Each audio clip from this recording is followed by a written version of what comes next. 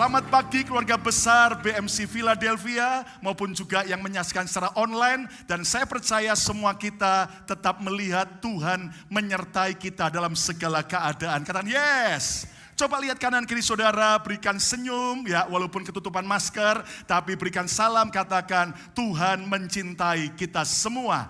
Dan pagi hari ini saudaraku adalah sebuah kehormatan. Kita akan dilayani seorang hamba Tuhan yang sungguh akan jadi berkat. Seorang senior pastor pada gereja IFGF seluruh dunia. Baik di Indonesia, Amerika dan bangsa-bangsa. Kita sambut dengan hormat, inilah Pastor Jimmy Untoro. Kita beri tepuk tangan yang meriah.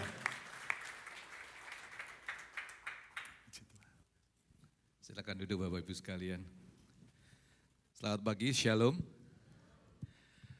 Thank you untuk tim Praise Worship yang telah membawa kita semua dalam hadirat Tuhan. Rasanya kita semua rindu untuk menyembah Tuhan senantiasa. Pada hari yang berbahagia ini is my honor untuk saya boleh berada di belakang mimbar ini untuk menyampaikan sebagian daripada kebenaran firman Tuhan. Thank you untuk seluruh tim volunteer BMC, Bethany Miracle Center yang telah melayani saya nggak tahu 40-50 gereja lebih, bahkan sampai Indonesia lewat pelayanan IPLS sejak hari Kamis sampai Sabtu yang lalu. Saya merasa disegarkan, belajar banyak dari teman-teman hamba-hamba Tuhan yang ada di Amerika ini, dan khususnya untuk seluruh volunteer yang telah mungkin mengambil waktu cuti sejenak untuk melayani hamba-hamba Tuhan. Dan biarlah Tuhan memberkati Anda semuanya, dan saya merasa sudah naik hampir 2 kilo selama beberapa hari di Philly ini itu ya. Karena untuk mengikuti jejak gembala Anda yang makannya steak dan meat dan tidak makan semua hijau jadi meat kalau bersama dengan Pak Lukas, langsung saya naik 2 kilo ini. Thank you so much untuk Pastor Lukas bersama Ibu dan seluruh keluarga yang telah menjadi host yang luar biasa. Beri tepuk tangan dong teman-teman itu ya. Pak Lukas menjadi salah satu inspirasi bagi kami semuanya, teman-teman hamba Tuhan di Indonesia. Karena kita menyadari bahwa membangun rumah Tuhan, membangun gereja di Amerika bukanlah semudah yang dibayangkan banyak orang yang ada di Indonesia. Saya percaya kalau bukan Tuhan membangun rumah, kita akan sia-sia semuanya. Hari ini saya juga didampingin oleh kedua rekan saya, Pastor Fendi dari San Francisco dan Pastor Tony dari New York itu ya. So thank you so much. Konsistensi, kita membicarakan sebuah konsistensi itu ya. Tahun ini tema dari gereja Anda BMC adalah The Years of Influence. Saya percaya bahwa Tuhan mau untuk Anda menjadi pengaruh satu dengan yang lain. Baik Anda yang on-site di Philly ini maupun Anda yang melihat online dimanapun Anda berada, di rumah, di hotel, some of you mungkin di rumah sakit, may God heal you. Bersama dengan hadirat Tuhan, biarlah setiap kita yang di rumah dimanapun Anda berada lewat online bisa beribadah, bring your family bersama-sama untuk menikmati kebenaran firman Tuhan, bawa Alkitab Anda, bawa catatan Anda karena Anda mendengar, Anda menerima 30%, Anda mendengar dan menulis, Anda menerima 50%, Anda mendengar, menulis, melakukan, Anda menerima kurang lebih 90% di dalam setiap kehidupan kita. Dan saya berikan sebuah sepeda yang luar biasa ini, sepeda salah satu favorit dari teman-teman saya yaitu BMC. Dan setelah kebaktian ini Anda bisa ambil sepedanya kurang lebih di mana lah, nanti cari sendiri ya. Konsistensi merupakan salah satu faktor untuk kita bisa menjadi orang yang membawa pengaruh. Dan konsistensi salah satu yang mudah untuk saya deskripsikan, artikan, yaitu kalau Anda mulai menggoes sepeda. Karena kalau Anda goes sepeda, Anda sulit sekali untuk atret, karena tidak ada alat atretnya, kecuali Anda membuat U-turn. Anda kalau sepeda, Anda harus konsisten goes terus. Anda harus melaju terus dengan cadence Anda, sehingga Anda pasti sampai tujuan. Karena kalau naik sepeda pasti akan sampai. Intinya cuman berapa lama kita sampai. Ya, ada yang cepat, ada yang lambat, masing-masing sesuai dengan speednya. Tapi kita akan sampai tujuan dengan baik pada waktu kita mengenal konsistensi di dalam kehidupan kita. Nah, kita menyadari bahwa masa-masa ini Tuhan sedang meriset seluruh dunia ini. Setahu saya, seingat saya hanya ada 3 momentum dunia mengalami riset. Yang pertama yaitu pada waktu perang, baik perang dunia pertama atau perang dunia kedua, everything is reset. Yang kedua adalah 1930 yaitu depression. Amerika seluruh dunia itu masalah ekonomi. Sehingga dunia tidak bisa bergerak karena ada economic factor yang membuat roda ekonomi hampir stop seluruhnya. Dan masa Anda dan sekarang ini adalah pandemik COVID-19 yang setahun yang lalu awal Januari seluruh dunia, pemimpin dunia melakukan penolakan, ini kan cuman virus saja, ini gara-gara Wuhan with so many konspirasinya. Tapi now the whole world mengalami reset button. Tidak peduli Anda seorang pengusaha, gak peduli Anda seorang ibu rumah tangga, gak peduli Anda seorang anak remaja, gak peduli Anda seorang edukator, tidak peduli Anda seorang gembala atau gereja, kita mengalami sebuah riset yang sangat tajam sekali, sangat berat sekali, hampir 2 tahun, dan kita tidak tahu kapan kita bisa melepaskan masker kita. Kita nggak tahu kapan kita bisa seperti dulu lagi. Konon para medical doctors yang ada seluruh dunia, kemungkinan 10 tahun kita akan berjalan lewat reset button ini, lewat pandemik ini, untuk kita nggak tahu varian apa saja yang akan hits the whole world. Ya, sehingga kita perlu melakukan adjustment demi adjustment di dalam kehidupan kita. Nah, salah satu untuk kita bisa overcome atau hidup during this pandemic lewat COVID ini, yaitu konsistensi. Kita tidak bisa berpikir lain, kita tidak bisa self denial kecuali kita goes terus, kecuali kita tancap cadence kita dan kita maju di tengah badai apapun juga.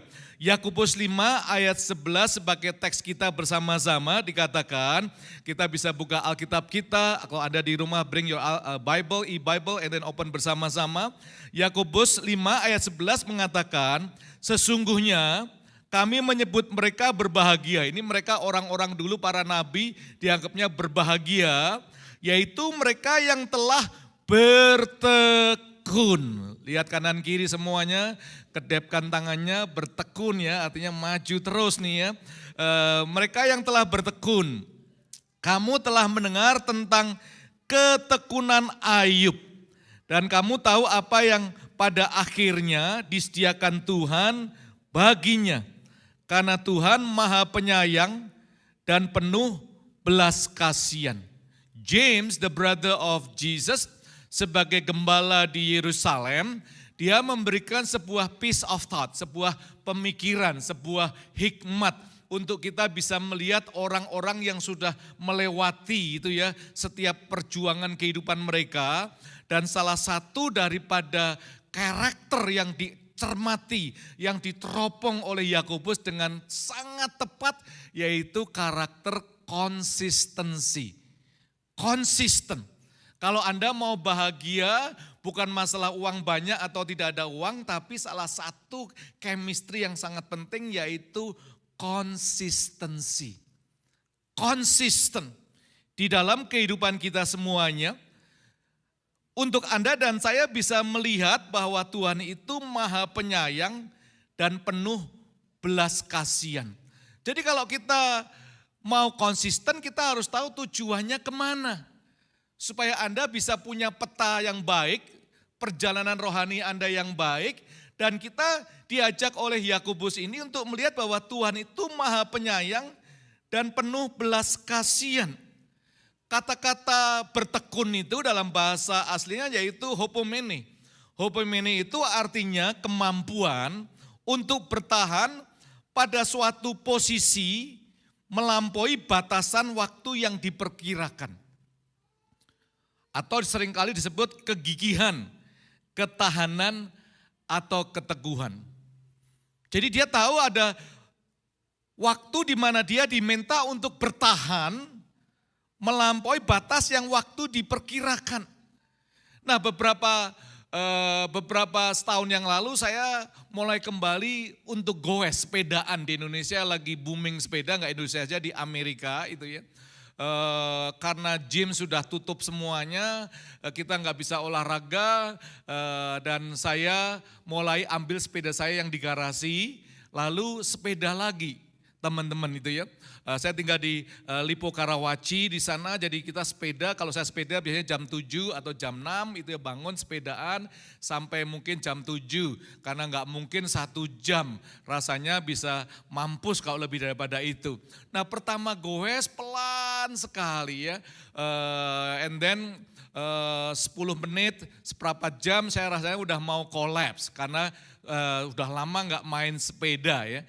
Lalu setelah latihan lagi seminggu sekali dulu, lalu mulai belajar ngelihat sepeda itu lumayan enak, lalu ketemu ngelihat banyak teman-teman di daerah Karawaci itu pada sepedaan, khususnya kalau hari Sabtu ramenya nggak karuan, dan lalu mulai bulan kedua saya mulai ketemu teman, lalu diajak teman saya, yuk kita goes sama-sama, dia teman saya goes yang cukup lama, ya 10 tahun yang lalu, sudah lama nggak ketemu goes, ketemu dalam pelayanan tapi nggak ketemu goes, lalu goes bersama-sama berdua, kita mulai ngobrol, kita mulai membicarakan sepeda, salah satu favorit sepeda dia adalah BMC itu ya, kalau saya Polygon, Made in Indonesia, budget ringan tapi bisa tetap aja sampai di sana, dan mulai pertama lalu mulai melihat wah BMC itu enak gitu ya, Bethany Miracle Center itu ya, lalu apalagi kalau nanti viralnya setiap ibadah Anda dapat sepeda, kalau bisa menghafalkan seluruh perjanjian baru itu ya dengan baik, dan mulai 1 jam rasanya berat sekali, mohon maaf pantatnya ini di saddle berat sekali, lalu mulai diajarin sepeda kamu jangan yang begini dong itu ya, mulai investasi dikit dong kalau mau hidup sehat, gak bisa semuanya mau yang sembarangan, lalu saya mulai belajar oh sepeda enak itu bagaimana. Saddle enak tuh bagaimana itu ya, pedal enak tuh mulai bagaimana. Lalu mulai kalau kamu sepeda jangan yang berat-berat, badan berat kamu udah berat, cari sepeda yang ringan itu ya. Supaya kamu gak goes kurang lebih 100 kilo kan berat itu ya. Lalu mulai oh iya sepeda yang karbon itu demikian dan sebagainya. Sampai bulan demi bulan, bulan ketiga keluar Karawaci, mulai sampai Tangerang, sampai Alam Sutra, sampai BSD, rasanya pulang udah telepon sopir, ada capek gua, sopir jemput itu ya, sepedanya 1 jam, makannya 2 jam itu ya, itu mulai pertama, betul tuh Bu saya tuh, ya gitu kan, tapi namanya rasanya karena kita baru, tapi yang penting kita bersepeda terlebih dahulu, yang penting you riding itu ya, lalu ada masanya akhirnya yuk kita sepedaan, dari saya di Karawaci kita sepedaan ke Bogor yuk. Maksudnya gimana? Bawa sepeda sampai ke Sentul dulu terus main di Sentul atau oh enggak kita goes dari sini sampai dari Karawaci sampai Sentul. Berapa banyak orang Jakarta sini? Ada yang tahu enggak orang Jakarta sini ya? Itu dari Jakarta, saya dari Lipo Karawaci ke Sentul deket ya. Jauh ya. Jauh kan ya, itu kurang lebih 50 km Bapak Ibu sekalian. Itu ya teman-teman yang di Jakarta lihat online itu ya, Anda bisa rasakan. Nah teman saya mengatakan gak apa-apa, sepeda kamu sudah BMC gitu ya, pasti bisa sampai. Nah benar saudara.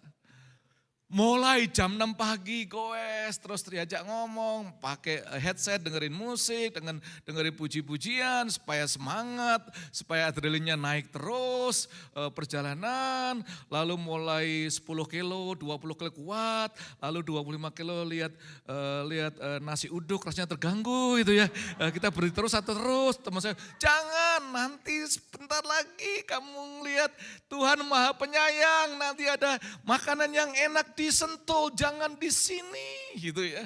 Lalu setelah goes terus 35 kilo, 40 kilo, lihat bakmi enak lagi, saya kata teman saya, enggak lah nanti ya Tuhan Maha Penyayang, ini juga Tuhan baik, yang sampai Sentul Tuhan baik, gua mau bakmi dulu itu ya. Makan bakmi dulu sebentar, begitu makan bakmi sebentar, tinggal 10 kilo lamanya enggak karuan. Karena kita enggak boleh mengalami distraksi demi distraksi, makan boleh, tapi jangan sampai membuat distraction. Karena kita ada tujuan. Ya sampai itu ya kurang lebih 4 jam. Not bad sih 4 jam dari Lipo Karawaci sampai ke Sentul. Kok gak ada yang tepuk tangan saya? Anyway. Tapi yang biasanya saya 3-4 bulan, Begitu 6 bulan saya kalau goes dari Jakarta, tempat saya persis di rumah saya Lipo Karawaci, begitu keluar sampai Sentul kurang lebih 50 kilo, berapa jam kurang lebih menurut Bapak Ibu sekalian? Oh jangan begitu dong, menghina banget itu. Itu memberikan tantangan kalau 1 jam itu ya. Jadinya 2,5 jam.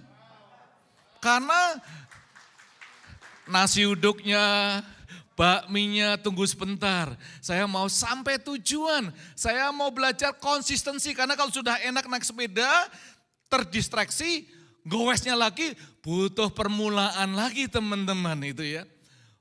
Diajak untuk bertahan. Lalu ada challenge lagi dalam life. Ayo, yuk. Kita ke puncak yuk. Di puncak, di mana itu puncak? Puncak Pas. Saya ngomong sama istri saya, diajak ke puncak Pas nih istri saya. Iya, oke lah, tapi kalau mau mati nggak usah di puncak lah ya, itu ya. Ntar nyebutnya susah gitu. Tapi teman, enggak lah kamu bisa, Pak Jimmy bisa lah. Nah yang ngajak saya bukan teman sepeda saya yang biasa. Ini satu lagi tetangga, baru kenal itu ya. Kalau dia nonton mohon maaf ya saya nggak usah sebutin namanya gitu. Tapi ini a good illustration, oke guys. Badannya 2 kali lebih besar daripada saya. Alias big size lah itu ya. Wah dia big size, paling wah dia aja bisa, gue bisa lah. Dia katakan, Pak maksudnya dari rumah kita, dia tetangga saya dari rumah kita atau kita dari Sentul. Biasanya saya dengar kalau mau ke puncak Pas dari Sentul itu tinggal 30 kilo. Tanjakannya kurang lebih 1.600 meter elevationsnya. Ya dia kata jam berapa? Jam 5 kita berangkat. Siapa aja? Saya. Lalu dia sebutin namanya, saya pikir namanya dia goes sama istrinya.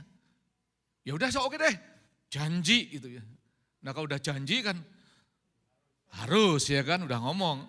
Apalagi udah pendeta, udah janji harus ya gitu kan ya. Lalu teman saya teks, Pak Jimmy, kamu bener mau goes sama dia, sama temen yang dia sebutkin namanya ini, si Aulia namanya. Saya pikir Aulia itu istrinya, Aulia itu suhu gitu. Kalau di race goes itu orang pakarnya sepeda. Kalau naik sepeda 1 kaki pun juga bisa sampai puncak gitu sudah. Waduh saya udah keburu janji, saya telepon lagi. Pak besok speednya berapa? Udah gampang lah, pokoknya saya temenin itu ya. Lalu pagi-pagi jam 4 saya telepon lagi, Pak jadi? Udah jadi nih Gus lagi sambil kamu.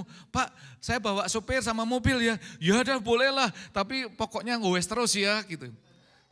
Teman-teman saya belajar konsistensi itu bagaimana. Dari jam 6 jalan, waduh terus 2,4 jam sampai Bogor, Sentul, masih segala puji syukur saudara gitu ya.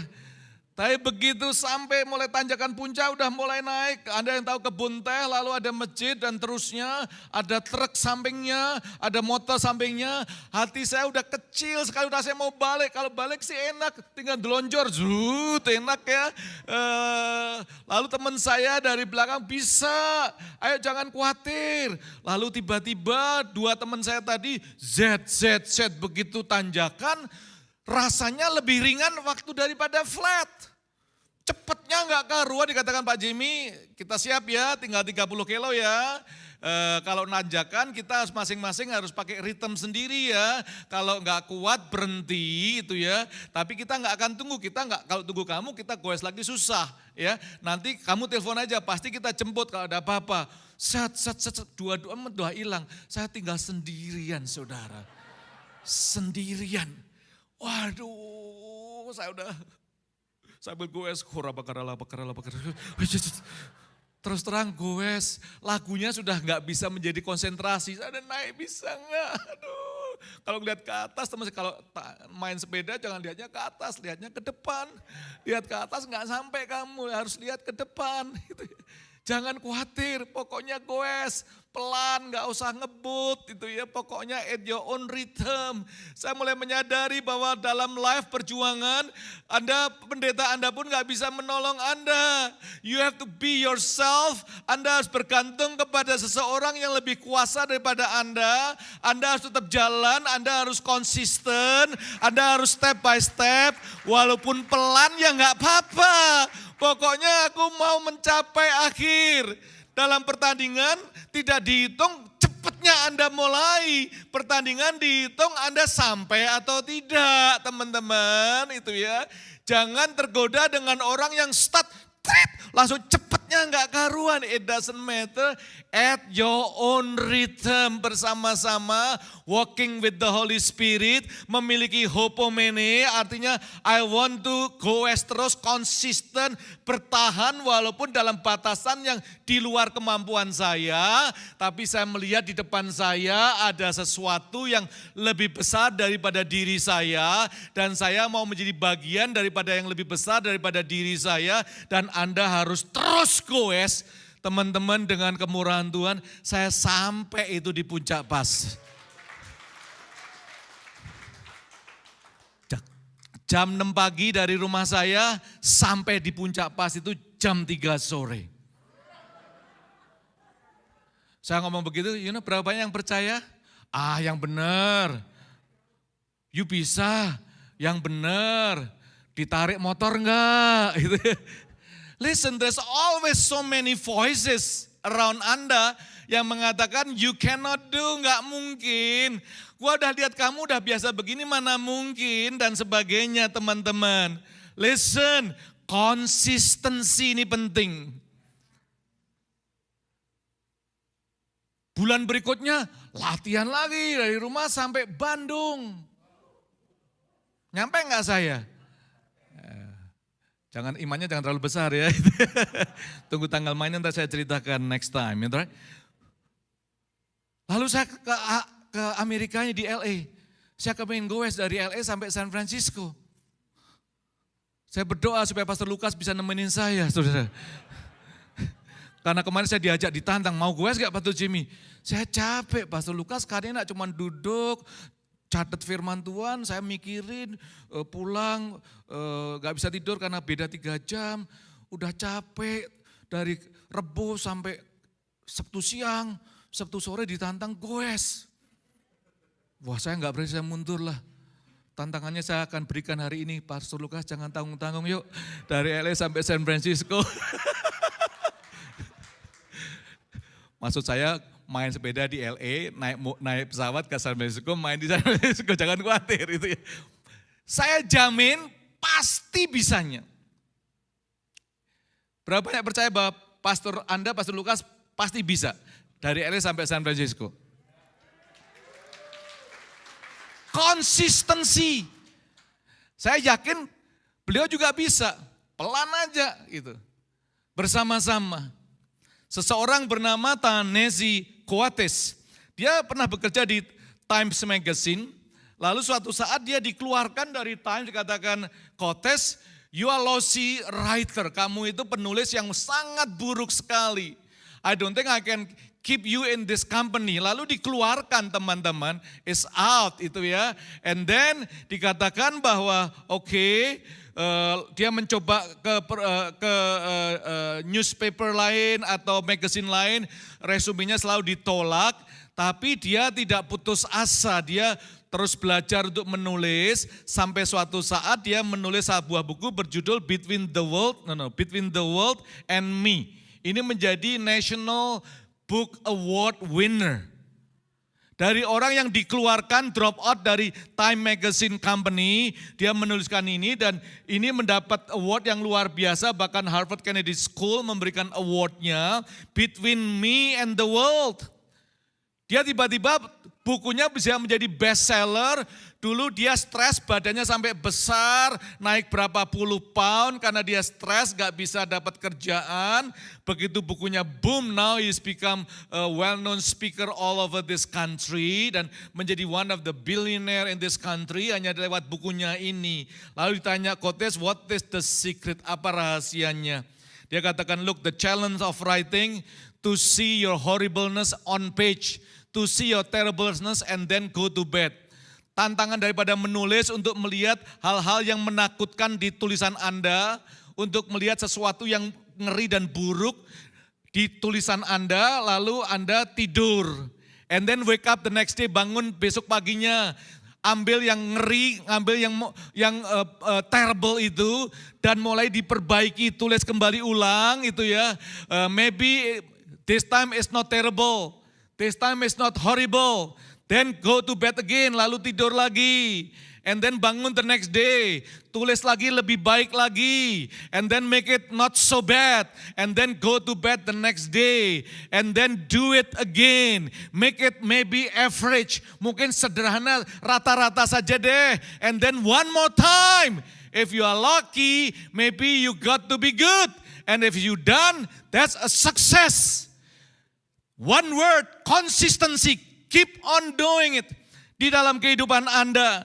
Studying is not amazing, belajar itu nggak luar biasa, doa juga nggak luar biasa, serving is not amazing, dreaming is not amazing, leading is not amazing, trying is not amazing, showing up is not amazing.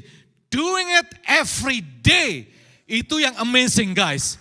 Doing it every day, itu amazing. Jangan cuman panas-panas doang, do it every day, consistency dalam kehidupan kita semuanya.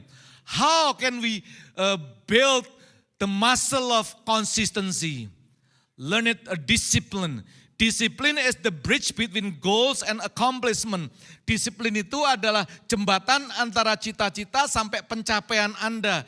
Whatever from A to B yang Anda mau capai B, you need a disciplines di dalam kehidupan kita semuanya. Small disciplines is a big result jika dilakukan konsisten. Konsisten teman-teman. Ayo jemaat BMC lihat kanan kiri, tunjukkan cintanya. Konsisten sampai di hati Anda, konsisten. We love it, we need to move on. Discipline. Yang kedua yang terakhir yaitu resilience. Anda harus belajar untuk resilience ini adalah kualitas di mana seseorang dapat mampu melihat situasi yang sulit, situasi krisis, bahkan kegagalan sebagai sebuah kemunduran sesaat dan ia dapat segera bangkit dirinya. You see it, you need to have a spirit of resilience untuk Anda move on, untuk konsisten.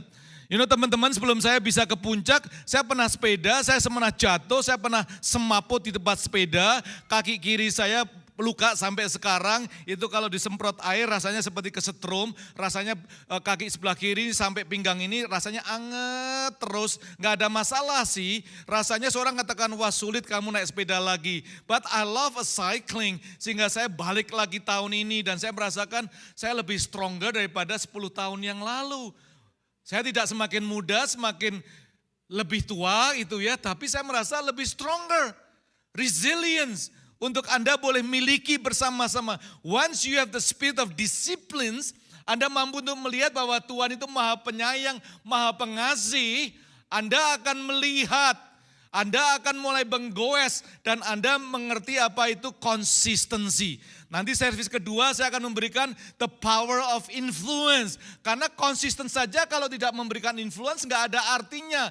Every one of you, the moment Anda dipenuhi oleh kasih Allah, Anda mengalami salvation, and that moment the seed of greatness ada dalam diri Anda. Yang Anda butuhkan sekedar Anda di dalam saddle Anda, naik saddle Anda mulai konsisten step by step. Jatuh 2 kali, bangun ketiga kali. Jatuh 4 kali, bangun 6 kali. Jatuh 7 kali, bangun 8 kali. Sampai tua pun kalau nggak kuat Tuhan akan gendong Anda. The moment you understand bahwa Tuhan kita itu maha pengasih, maha penyayang. Itu ya. The next slide dan saya akan akhiri, this is the best slide ever in my whole life. Ini adalah keluarga saya, sebelah kiri saya adalah anak saya, Stacy yang sebentar lagi akan menikah bulan depan. Dan ke kanan paling kiri saya adalah istri saya, adalah girlfriend saya yang pertama dan sampai akhir. Kami dating 7 tahun sebelum menikah dan sudah menikah hampir kurang lebih 36 tahun. Dan yang di belakang itu master copy adalah the story by itself. Jadi pada waktu saya mulai pelayanan di Fresno years ago tahun 80-an, saya membuka fotokopi kecil ini teman-teman, namanya Master Copy seperti Kinkos gitu ya, tahu ya teman-teman di sini ya. Kalau saya bayangkan ini misalnya itu di tempatnya di depan kampus, ini kampusnya Fresno State. Kalau ini mimbar ini kampusnya besar sekali, mungkin Master Copy saya segede handphone ini ada di pojok sini. Sebelah saya ada Kinko saingan saya, kurang lebih gedenya 10 kali daripada handphone saya. Jadi gedenya enggak karuan. Sebelah sini ada saingan yang sudah 50 tahun di Fresno, Shaw Copy, kurang lebih hampir 30 gedenya daripada tempat saya. Jadi paling gede keluarga. Saya buka begitu ya, karena pelayanan di sana waktu itu enggak mudah, melayani anak-anak college students. Semua saya tidak mau jadi beban, disitulah Tuhan melatih saya untuk menjadi pastorpreneur, mulai step by step, jam 6, Kinko buka jam 7, saya enggak mau kalah, saya buka jam 6 pagi saudara. Saya buka toko saya, Master Copy, Kinko tutup jam 9, saya enggak mau kalah, saya tutup jam 10 pagi. 10 malam maaf. Show bukanya jam 9 sampai jam 9 sudah years itu ya. Lalu the next month-nya Kinko buka 24 jam 7 hari. Saya buka 26 jam 8 hari, no I'm just kidding gitu ya. Udahlah stop, gak bisa itu ya. Dan saudara saya gak bisa bayangkan, but step by step setiap hari saya buka di toko kecil ini, saya pasang lagu demi lagu, saya enjoy, istri saya selalu menguatkan saya, bawa pisang goreng, kopi, lalu kita buka dan sebagainya. Saya punya teman yang dari Indonesia sama-sama itu ya, kalau datang ke tempat saya dikatakan Jim itu ya, dia memberikan kuliahnya, melatih saya, melatih cadence saya, melatih konsistensi saya, melatih kehidupan saya lebih strong karena dia katakan kamu jadi hamba Tuhan harus punya iman. Imanmu di mana? Kamu 3 sen itu kapan sugehe? Kue kere terus gitu. Kue nyampaikan firman tapi kok kere mesake, kue bener mau jadi pendeta gitu ya. Itu bahasa Grika ala Semarang, oke. Kamu 3 sen kapan kayanya? Is impossible ini karena Kinko 5 sen, saya buka 3 sen. Dari Semarang teman-teman, saya jalan kaki, dia udah naik mobil sport karena dia anak orang kaya. Seminggu sekali dia datang ke tempat saya, selalu bawa 1 lembar fotokopi tempat saya, 3 sen, krik-krik bayar 3 sen, lalu duduk, lalu onopo ning matmu ada kopi, dia minta kopi dari Semarang, ya oke lah, dia ngambil kopi sendiri, enggak cuma kopi, di situ ada cookies, dia makan cookies, bayarnya 3 sen, cookiesnya bisa habis gara-gara dia doang saudara itu ya. Kalau dikatakan, aduh kamu nih memang karismatik kok itu ya, imanmu gede, tapi pakai pikiran dong, mana bisa kamu ngalahkan ini 2, kamu doakan ini gereja atau fotokopi lagunya puji-pujian terus, saya nggak peduli ya, my story itu ya. Saya to make story short, and then suatu hari dia datang dikatakan Jim, datang selalu bawa 1 lembar, lalu fotokopi bayar 3 sen, minta kopi, lalu cookiesnya habis, saudara. Suatu hari saya tergerak, hati saya mau siram muka dia dengan kopi saya, saudara.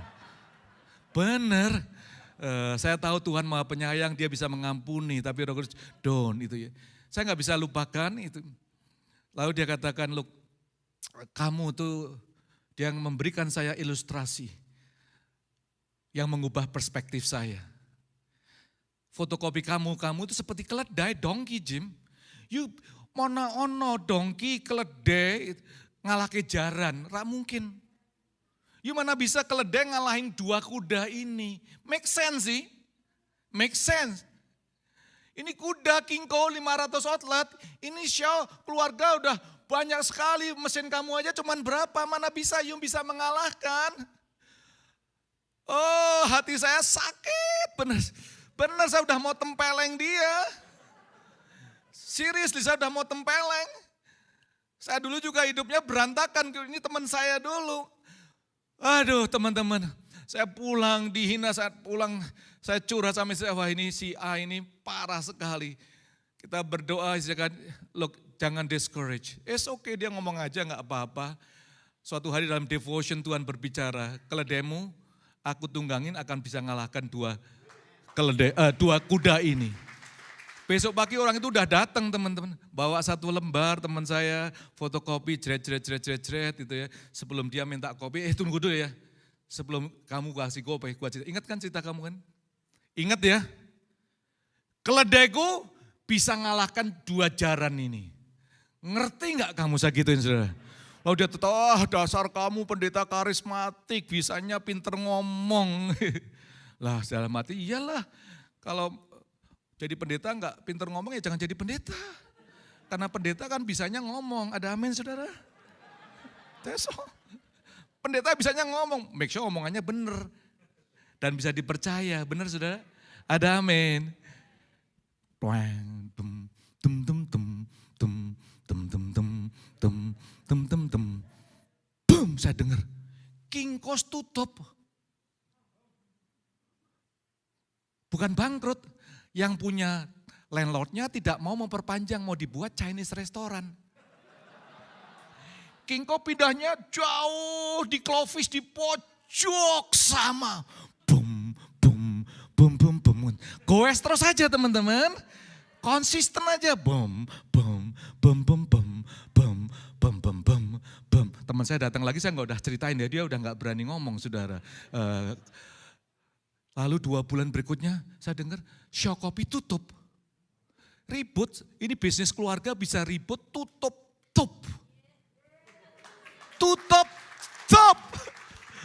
Nah saya foto ini 4 tahun yang lalu.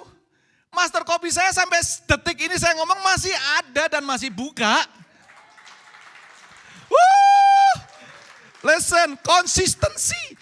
Yang beli pegawai saya, dulu saya sponsori Green Card, lalu saya jual ke dia ya, you mau beli, mau bayarnya kapan aja nggak apa-apa lah. Saudara saya kalau lihat gitu, saya sampai jungkuk seperti mau masuk Israel tuh berlutut, anak istri saya, waktu itu mami saya masih hidup, bersama mam ini yang menghidupin saya, 3 sen. Teman-teman dari 3 sen saya jual ini kepada teman saya, uangnya saya masukkan kepada semua pelayanan merintis IFJF di Indonesia Global dari 3 sen, sekarang dengan kemurahan Tuhan lebih daripada 3.300 gereja dan hampir di 40 negara. Together, last one, dengan cepat saja, ini latihan kita. James, I love James itu ya. Dia katakan anggaplah sebagai suatu kebahagiaan kalau kamu jatuh dalam berbagai pencobaan. Next slide, karena pencobaan itu mendatangkan iman dan imanmu mendatangkan ketekunan, konsistensi, lalu menghasilkan buah yang matang supaya Anda bisa sempurna, utuh dan gak kekurangan apapun juga. Listen, pagi hari ini yuk kita belajar konsisten, disciplines dan resilient, mengizinkan Tuhan bekerja dalam kehidupan kita. Great things are done by series of small things brought together. Hal-hal yang besar dimulai dengan hal yang kecil, bersama-sama kita akan lakukan perkara yang besar. Mari kita bangkit berdiri bersama.